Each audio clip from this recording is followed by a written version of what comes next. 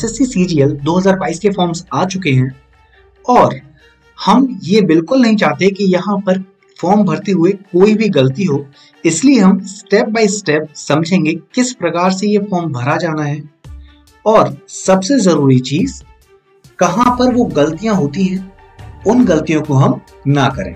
तो चलिए शुरुआत करते हैं। यदि आपने पहले कभी एसएससी का फॉर्म भरा है या एग्जामिनेशन दिया है तो आपके पास जीमेल आईडी पर आपका रजिस्ट्रेशन नंबर होगा। उस रजिस्ट्रेशन नंबर को आप एंटर करेंगे, पासवर्ड डालेंगे, कैप्चा कोड को एंटर करके आप डायरेक्टली लॉगिन करेंगे। लेकिन अगर आप पहली बार इस फॉर्म को भर रहे हैं तो आप क्लिक करेंगे न्यू यूजर पर। जैसे ही आप न्यू यूजर पर क्लिक करते हैं, पहला आपसे क्वेश्चन पूछता है क्या आपके पास आधार है। यदि आपके पास आधार नंबर है तो आप यस पर क्लिक करेंगे, आधार नंबर डालेंगे और उसे वेरीफाई करेंगे। ये बहुत इंपॉर्टेंट है। वेरीफाई इसलिए जिससे ऐसा ना हो कि हमने नंबर डाल दिया उसमें कोई एक भी डिजिट गलत हो गई हो। अगर गलत होगी तो क्या होगा, आपको बाद में मॉडिफाई करना पड़ेगा। तो उस टेंशन से बचने के लिए यहाँ पर क्या किया है, हर चीज को वेरीफाई किया है। चाहे वो आपका आधार नंबर हो, आपका नाम हो, पिताजी का नाम हो, माताश्री का नाम हो, वो दोबारा से वेरीफाई किया है। ये हमारे लिए अच्छी बात है। तो यदि आपके पास आधार नंबर नहीं है तो आप करेंगे नो और कोई और आईडी आप सिलेक्ट कर सकते हैं, चाहे वो फिर आपका ड्राइविंग लाइसेंस हो, पैन कार्ड हो, पासपोर्ट हो। यदि आपके पास आधार नंबर है यस करेंगे, यहाँ पर आधार नंबर फिल करेंगे, फिर उसे वेरीफाई करेंगे। इसके बाद आप डालेंगे अपना नाम एंटर करने के बाद उसे दोबारा से वेरीफाई करेंगे। लेकिन यहाँ पर एक चीज याद रखनी है कि नाम आपका मैट्रिकुलेशन सर्टिफिकेट पर जो है वही मेंशन करें, जिसमें आपको कोई श्री, श्रीमती, मिस्टर, मिसेस कुछ भी लगाने की जरूरत नहीं है। आप सिर्फ वो मेंशन करेंगे, आप केवल वो टाइप करेंगे नाम जो आपकी मैट्रिकुलेशन सर्टिफिकेट पर है। यदि आपने कभी भी नाम चेंज किया है तो आप यस पर क्लिक करेंगे, वो नाम लिखेंगे, यदि नहीं तो नो। इसके बाद अपने पिताजी का नाम, फादर का नाम यहाँ पे मेंशन करेंगे। अगेन वहां पर आपको कोई भी सैल्यूटेशन नहीं देना है, मिस्टर, श्री कुछ भी यूज नहीं करेंगे। फिर आप नाम को दोबारा से टाइप करेंगे यानी वेरीफाई करेंगे। इसके बाद आप अपनी माताजी का नाम यानी कि मदर्स नेम एंटर करेंगे। मदर्स नेम के बाद आप उस नाम को वेरीफाई करेंगे, मदर्स नेम को वेरीफाई करेंगे यानी कि 2 बार नाम डालेंगे। उसके बाद आपकी डेट ऑफ बर्थ को अगेन वेरीफाई करना है। याद रखिएगा ये मैट्रिकुलेशन सर्टिफिकेट पर यानी आपकी 10वीं की जो मार्कशीट है वहां पर जो डेट ऑफ बर्थ मेंशन है वही भरनी है। इसके बाद आपने जब 10th क्लास के एग्जामिनेशन दिए तो वो कौन सा बोर्ड था, तो आप यहाँ पर बोर्ड को सिलेक्ट कर लेंगे। यदि आप सीबीएसई बोर्ड से थे तो सीबीएसई, आईसीएसई से थे तो आईसीएसई, या फिर आपका स्टेट बोर्ड था तो आप वो बोर्ड सिलेक्ट कर लेंगे। उसके बाद आप एंटर करेंगे रोल नंबर फिर से एंटर करेंगे जिससे वो वेरीफाई हो जाए आपने कुछ गलती नहीं करी है। इसके बाद आपने वो कब पास किया, जो जौन से भी ईयर में आपने पास किया हो, 2009, 2008, 10, उसको अगेन आप वेरीफाई करेंगे यानी कि सेम दोबारा से वो भर जाएगा। इसके बाद आप अपना जेंडर भरेंगे, मेल, फीमेल या ट्रांसजेंडर, अपने जेंडर को आप वेरीफाई करेंगे। इसके बाद आपसे क्वेश्चन पूछा गया है लेवल ऑफ एजुकेशनल क्वालिफिकेशन यानी कि आपकी हाईएस्ट क्वालिफिकेशन क्या है। अब सीजीएल के लिए हम लोग जानते हैं हमें ग्रेजुएट होना है, करेक्ट, यानी कि हमारे पास ग्रेजुएशन होनी चाहिए। अब अगर आप 10+2 हैं यानी कि 12th अगर आप ये आपने पास करी है तो आप क्या करेंगे, यहां पर अपीयरिंग वाले भी क्या कर सकते हैं, अप्लाई कर सकते हैं, करेक्ट। तो उस वाले केस में आप यहाँ पर ग्रेजुएशन सिलेक्ट कर सकते हैं क्योंकि सीजीएल के लिए ग्रेजुएट होना मैंडेटरी है ना। अब यहाँ पर मोबाइल नंबर आप अपना मेंशन कर देंगे, मोबाइल नंबर को दोबारा से वेरीफाई करेंगे, मेल आईडी डालेंगे, मेल आईडी को फिर से वेरीफाई करेंगे। उसके बाद आपकी स्टेट या यूनियन टेरिटरी आपके परमानेंट एड्रेस की कौन सी है वो आप सिलेक्ट कर लेंगे। एंड फाइनली आप क्लिक कर देंगे सेव पर। सेव पर क्लिक करने के बाद आपसे कंफर्म करेगा यही आपका मोबाइल नंबर है और यही आपकी मेल आईडी है। उसके बाद ये आपके पास पेज पॉपअप हो जाएगा जिसपे लिखा होगा your registration is partial and it should be completed within 14 days, failing which your data will be automatically deleted, please log in to complete your registration. और आपका ये रजिस्ट्रेशन नंबर यहाँ से आपको मिल जाएगा। जैसे ही आपके पास रजिस्ट्रेशन नंबर आ जाएगा आप क्या करेंगे, आप रजिस्ट्रेशन नंबर का यूज करेंगे और यहाँ पर लॉग इन करेंगे। और ये आपको डिटेल्स कहाँ होंगी, ये आपके पास आपकी मेल आईडी पर भी आएगी और आपके मोबाइल नंबर पर भी आएगी। अब यहाँ पर आप सबसे पहले अपना यूजर नेम भर देंगे, उसके बाद पासवर्ड डाल देंगे।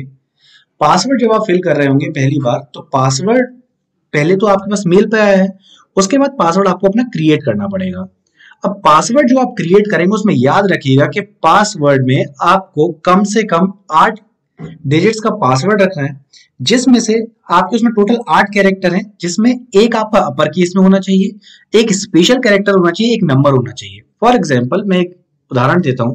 मान लीजिए कोई अजय है, अजय अपना पासवर्ड सेट कर रहा है, तो आप क्या कर सकते हैं, एक एग्जाम्पल के तौर पर ए कैपिटल, फिर J small, A Y, at the rate, या फिर आप कोई भी स्पेशल कैरेक्टर ले सकते हैं, उसके बाद 1 2 3। अगर आप इसका यूज नहीं करेंगे तो आपका पासवर्ड एक्सेप्ट नहीं करेगा। ये बहुत ही इंपॉर्टेंट था, प्लीज इसे याद रखिएगा।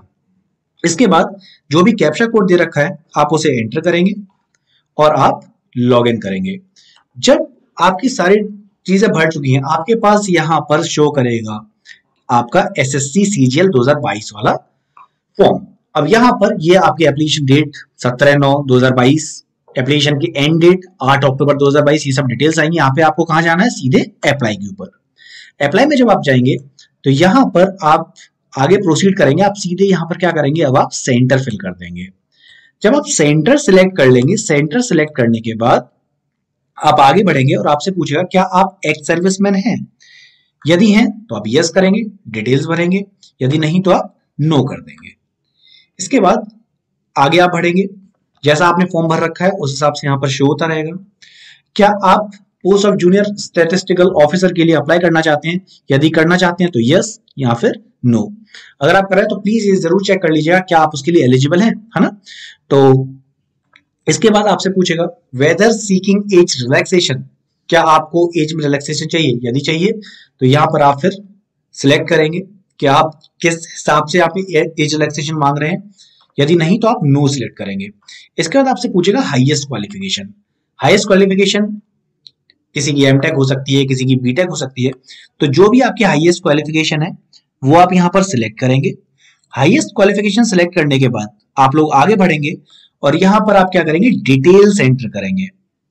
तो डिटेल्स कैसे एंटर करनी है, यहाँ पे आपने क्लिक किया, अब पूछेगा आपसे क्या आप ग्रेजुएट हैं या फिर it is equal to graduation. तो जो भी है आप सिलेक्ट कर लेंगे। उसके बाद आपसे पूछेगा क्या आप अपियरिंग हैं या पास हैं। अगर आप पास कर चुके हैं तो पास्ट, अपियरिंग है तो अपियर, अपियरिंग वाला ईयर, पासिंग ईयर आपका वो पास करने वाले हैं अपनी ग्रेजुएशन। जैसे कि किसी ने अगर मान लीजिए 2016 पास करी तो 2016 डाल देंगे। फिर आपके जो भी स्टेट है, स्टेट याद रखिएगा कौन सा, यहाँ पर कॉलेज की बात हो रही है ना, जहां पर आपकी वो कॉलेज है, यूनिवर्सिटी है। देन कौन सा बोर्ड, कौन से बोर्ड से आपने बीटेक करी है वो आपको याद रखना है। इसके बाद आप उसे फिल करने के बाद आगे बढ़ेंगे। जैसे कि यहाँ पर अलग अलग दे रखे हैं यूनिवर्सिटीज, जेपी इंस्टीट्यूट, जेएस। तो जो भी आपकी यूनिवर्सिटी है आप उसे सिलेक्ट कर लेंगे। इसके बाद यहाँ पे अपना रोल नंबर एंटर करेंगे।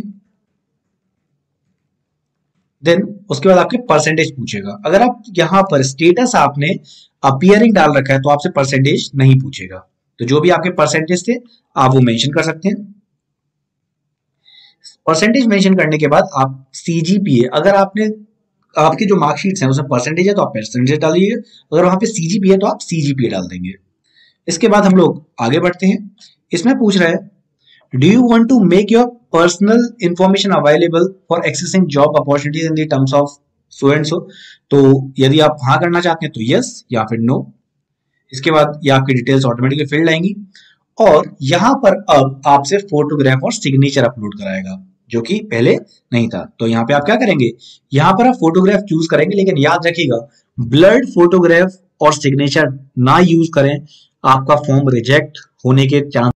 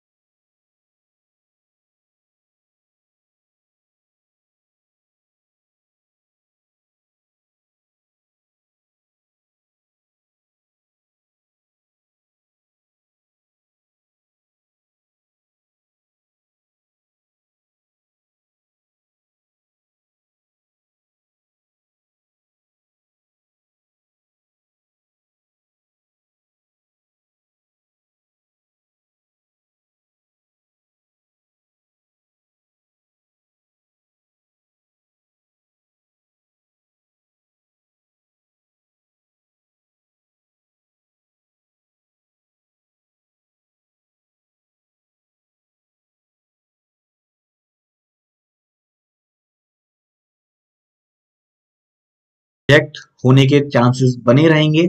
तो प्लीज याद रखिएगा, यहाँ पर जो कंडीशन दे रखी है वो है 20 केबी से लेकर 50 केबी तक की आपकी फोटोग्राफ जो कि जेपीईजी या फिर जेपीजी फॉर्मेट में हो, और ऐसे ही आपको सिग्नेचर अपलोड करने जो कि 10 केबी से 20 केबी के बीच में होना चाहिए। फोटो और सिग्नेचर अपलोड करने के बाद आपसे पूछेगा whether the photograph has been taken on और आफ्टर 17 जून 2022, यानी कि कहीं वो फोटोग्राफ आपकी पुरानी तो नहीं है।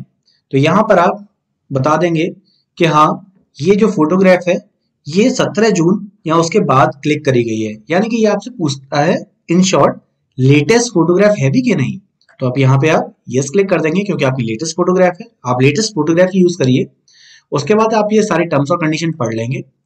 डिक्लेरेशन वाला पार्ट पढ़ने के बाद आप आई एग्री पर क्लिक करेंगे और ये जो कैप्चा कोड दे रखा है ये आप टाइप कर देंगे। जैसे ही आप ये टाइप करते हैं उसके बाद आप क्लिक करेंगे रिव्यू पर। रिव्यू में आपका ये फॉर्म जो आपने फिल कर रखा है वो डिटेल्स आ जाएंगी और इसे वेरीफाई करने के बाद आप आगे बढ़ेंगे और यहां पर आप क्या करेंगे, सबमिट कर देंगे। यदि आपको लगता है कुछ चेंजेस करने हैं तो आपके पास मॉडिफाई का भी ऑप्शन है, आप मॉडिफाई क्लिक कर सकते हैं, एडिट मॉडिफाई पे क्लिक कर सकते हैं, या फिर अगर आपको लगता है कि सब कुछ ठीक है तो आप सबमिट पर क्लिक कर देंगे, जहां पर आपके पास पॉपअप होगा कि आप इसके बाद कुछ एडिट नहीं कर पाएंगे, तो जरा एक बार चेक कर लें। और यदि आपको लगता है सब कुछ ठीक है तो आप ओके पर क्लिक कर देंगे और आपका सबमिट हो जाएगा। एप्लीकेशन फॉर्म आपका रिसीव हो चुका है उनके पास। अब वो आपसे पूछे कि आपको पेमेंट के लिए प्रोसीड करना है तो आप यस कर देंगे और पेमेंट आपके पास ऑप्शन है ऑनलाइन या ऑफलाइन, आप क्लिक कर सकते हैं। यदि आप ऑनलाइन पेमेंट पर जा रहे हैं तो आप ऑनलाइन पर क्लिक करेंगे, सबमिट पर क्लिक करेंगे। यहाँ पर आपके पास ढेर सारे ऑप्शंस आएंगे जहां पे आप यूपीआई या नेट बैंकिंग कुछ भी यूज कर सकते हैं। यदि आप यूपीआई के लिए जा रहे हैं तो आप यूपीआई वाले पार्ट पर क्लिक करेंगे, यदि आप कार्ड पर हैं तो डिटेल्स कार्ड पर क्लिक करेंगे।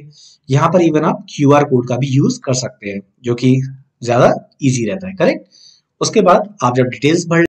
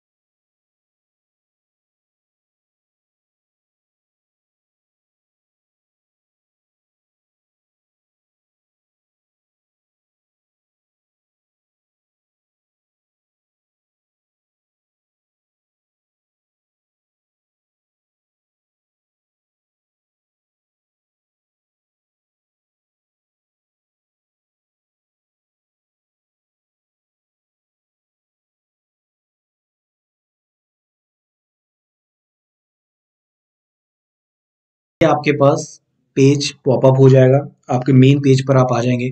लॉगिन करने के बाद आप चेक कर सकते हैं कि आपने जो फॉर्म भरा है उसका पेमेंट कहाँ तक पहुंचा, क्या वो पेमेंट सक्सेसफुल हुआ भी या नहीं।